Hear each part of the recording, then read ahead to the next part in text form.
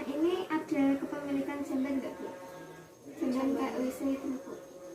WC-nya bareng sama rumah atau di luar? Oh, belum ada di luar.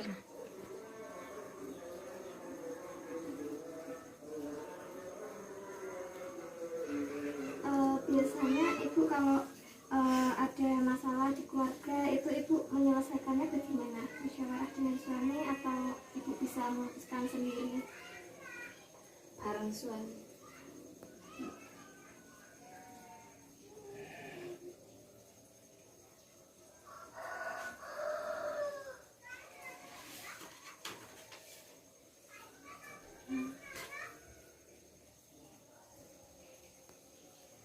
Ibu selama nifas ini ada kayak penyulit apa gitu ya?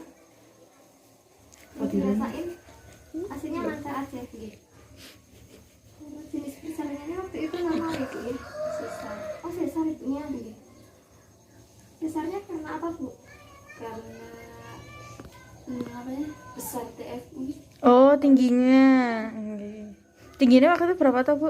TFU-nya? Lupa ya.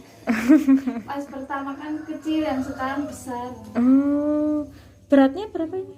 36.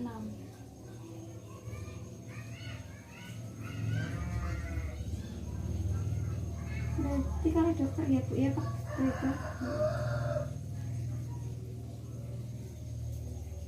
Sekarang keluhan yang dirasakan apa Bu? Modelnya kan.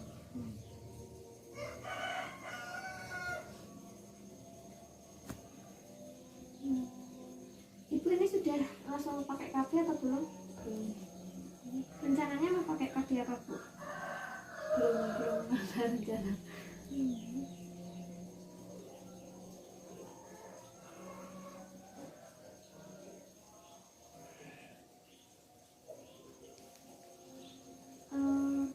Ini Ibu menyusui bayinya pakai ASI aja atau ada tambahan susu formula? ASI aja.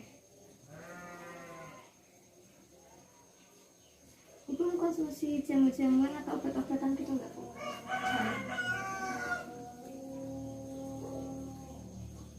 Ibu sudah mengetahui belum tanda bahaya masa nifas? No. Tanda bahaya masa nifas Ibu sudah tahu atau belum?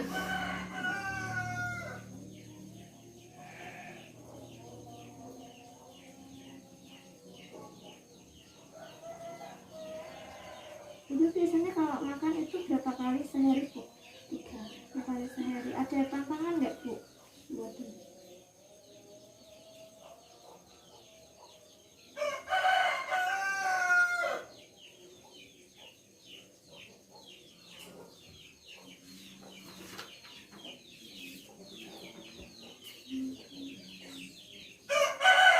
Jadi ini adiknya baru diimunisasi waktu di sana?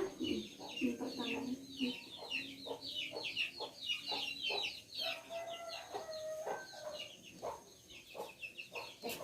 Suaminya merokok nggak Bu di rumah Bu?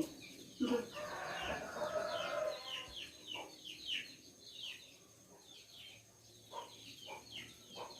Di sini berarti nggak tinggal bareng kayak mertua, orang tua jenengan nggak nih?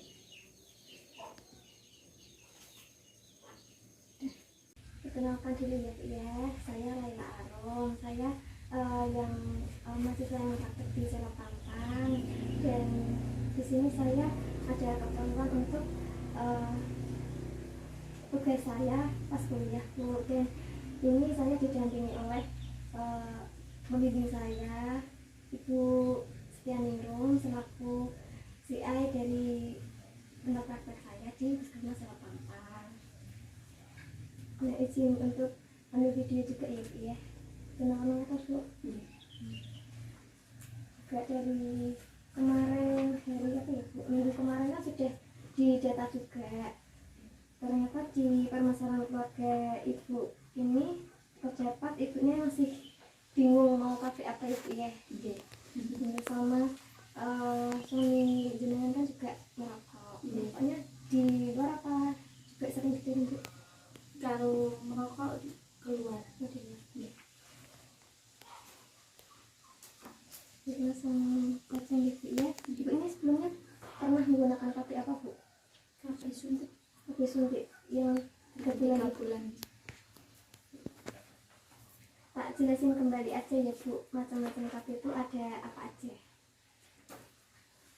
Ini Bu ya. Ini Bu, yang pertama itu KB itu ada 2, yang hormonal sama yang tidak hormonal Bu. Nah kalau yang hormonal itu seperti pil, suntik itu termasuk yang hormonal. Nah ada masing-masing alat kontrasepsi itu ada keuntungan dan kerugiannya Bu. Ibu menyusui itu Bu ini? Enggak ditambahin makanan apa, susu formula enggak deh. Nah kalau keuntungannya sendiri dari KB pil ini kan harganya juga terjangkau Bu. Terus ini juga tidak mengganggu ASI. Terus kalau kerugiannya kan biasanya ibu itu sering lupa kalau minum kan itu harus setiap hari tuh Bu minumnya. Nah kadang ibu tuh sering lupa buat minum lagi, jamnya nggak teratur. Kalau kasih suntik itu juga tidak mengganggu ASI juga. Nah kedua ini kan hormonal kan Bu, biasanya ada yang malah berat badannya nambah, terus headnya tidak teratur, itu ada juga yang kayak gitu. Tapi masing-masing ibu tuh kayak keluhannya menggunakan KB itu berbeda-beda. Terus yang ini ada metode kontrasepsi jangka panjang ya Bu ya. Ada IUD dan juga ada implan atau biasanya yang disebut itu susu. Nah kalau KB implan itu nanti dipasangnya itu di lengan kiri di bawah kulit Bu. Ada 2 kapsul nanti yang dimasukin. Nah itu cara kerja KB implan itu sendiri. KB implan kan di situ mengandung hormon juga, hormon progestin, yang itu nanti fungsinya itu mengentalkan dendri receptif ibu dan juga menghambat pembentukan dinding rahim sehingga tidak terjadi pembuahan itu sendiri. Jadinya kehamilannya bisa dapat dicegah. Nah keuntungannya dari KB implan ini kan kontrasepsi jangka panjang. Jadi ini masanya itu 3 tahun Bu, baru bisa dilepas. Itu tidak perlu pemeriksaan dalam, itu nggak usah. Kalau kerugiannya biasanya ibu setelah dipasang ini mengeluh kayak nyeri di bagian hasil pemasangannya itu. Terus ini juga masa suburnya itu cepat pulih kembali gitu loh Bu.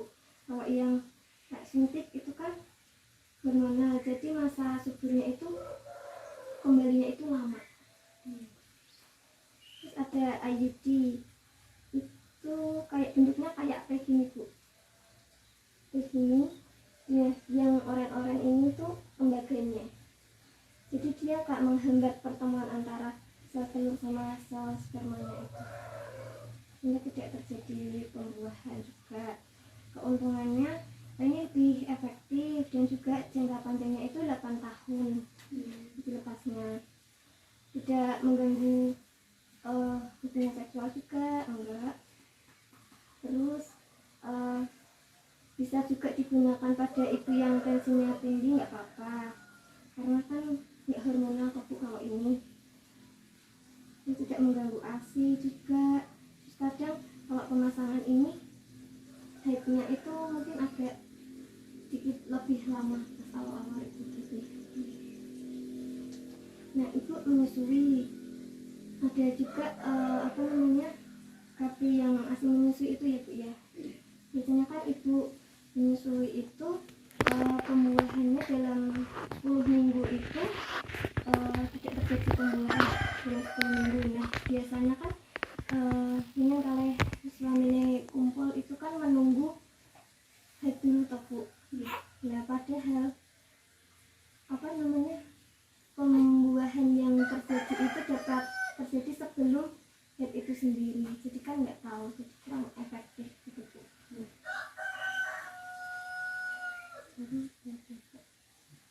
Nah jadi ibu gak usah bingung sekarang, karena banyak sekali manfaatnya dari ber-KB itu ya Bu ya.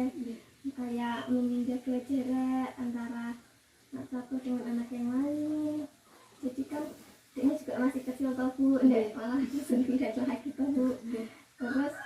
menjaga kehamilan yang tidak diinginkan, terus menjaga dan meningkatkan kesejahteraan adiknya sama ibu, biar fokus sama asinya juga itu. Ada yang ingin ditanyakan dulu tentang KBI? Ibu berencana, udah punya rencana belum Bu? Setelah saya jelasin ini mau KB apa? Belum ada. Masih takut Bu? Udah. Terus takut. Ini kalau saya saranin ibu lebih baik pakai KB IUD aja, bukan apa. Itu nanti dimasukin di dalam apa rahim ibu. Mungkin rasanya kayak sedikit mulus aja Bu, dan pemasangannya cepat. Dan juga ini kan jangka panjang tuh Bu, 8 tahun nggak usah bolak-balik lagi. Iya. Nggak punya pilihan lain Bu. Belum kepikiran. Segera mungkin buat BKP ya Bu ya. Nanti bisa langsung ke puskesmas aja. Mau KB apa? Nek KB hari napa ta Bu? Hari Selasa. Selasa kan. Tentang BPJS tuh Bu.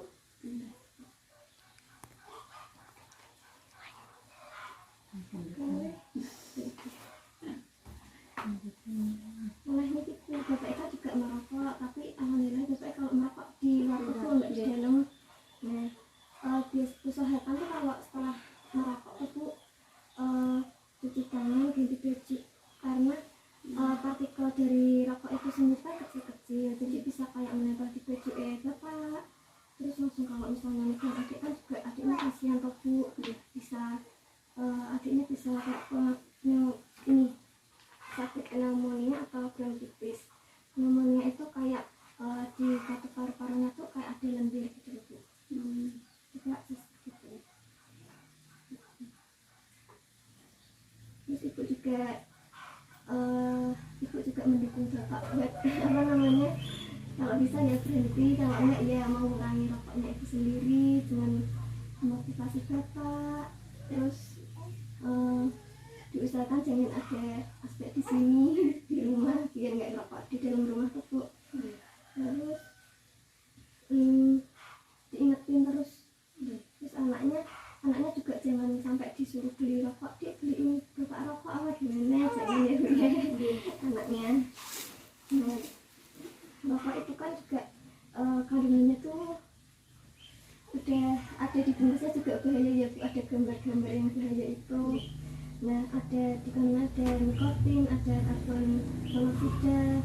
Nah, itu bisa menyebabkan kanker paru-paru, kanker kulit juga bisa. Terus apa namanya, kayak infeksi pada telinga dan menghambat pertumbuhan paru-parunya itu juga bisa.